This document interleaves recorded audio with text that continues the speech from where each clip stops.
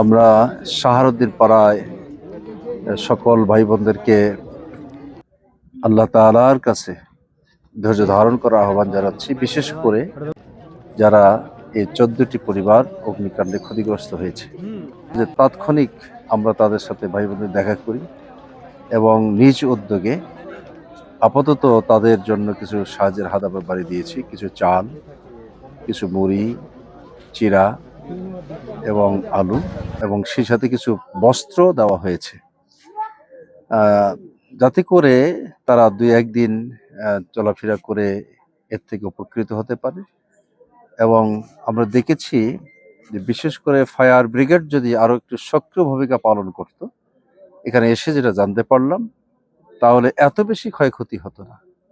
এটি উপজেলা প্রশাসনের দৃষ্টি আকর্ষণ করছি যে ফায়ার ব্রিগেড থাকার পরে ক্ষতিগ্রস্ত হবে, এ অত্যন্ত দুঃখজনক। আমরা জেলা প্রশাসন এবং উপজেলা প্রশাসনের কাছে এই শাহরুদ্দিন পাড়ায় 14টি পরিবার যে ক্ষতিগ্রস্ত হয়েছে, ত্রাণ ও দুর্যোগ মন্ত্রণালয় থেকে তাদের জন্য টিন, এরপরে কিছু বস্ত্র এবং কয়েকদিনের খাবার যদি সরবরাহ করা হয়, তাহলে তারা কিছু উপকৃত হতে পারবে।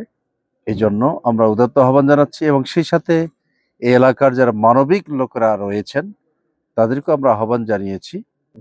আর একটি পরিবার যে মেয়েকে বিবাহ দেওয়ার জন্য কিছু টাকা গচ্ছিত করেছিল, সে টাকাটাও খোয়া গেছে। এটা সবচেয়ে আমরা দুঃখ মনে করছি। আল্লাহ তাআলার কাছে তাদের জন্য দোয়া করছি, আল্লাহ তাআলা যেন তাদেরকে এই কষ্ট লাঘব করে আগামী দিনে এই ক্ষতি পুষিয়ে উঠতে পারে, এই জন্য তাদেরকে ধৈর্য ধারণ করার আহ্বান জানিয়েছি। وعلى آله وصحابه أجمعين. اللهم صل على محمد وعلى آل محمد كما صليت على إبراهيم وعلى آل إبراهيم إنك حميد مجيد. رب العالمين উপজেলা জামাত নেতৃবৃন্দ, ইউনিয়ন জামাত নেতৃবৃন্দ এবং এই ওয়ার্ডের কর্মী বাহিনী সহ আল্লাহ তাআলার তুমি তোমার পক্ষ থেকে 14 কিংবা 15টি পরিবারকে আকস্মিক অগ্নিকাণ্ডে তারা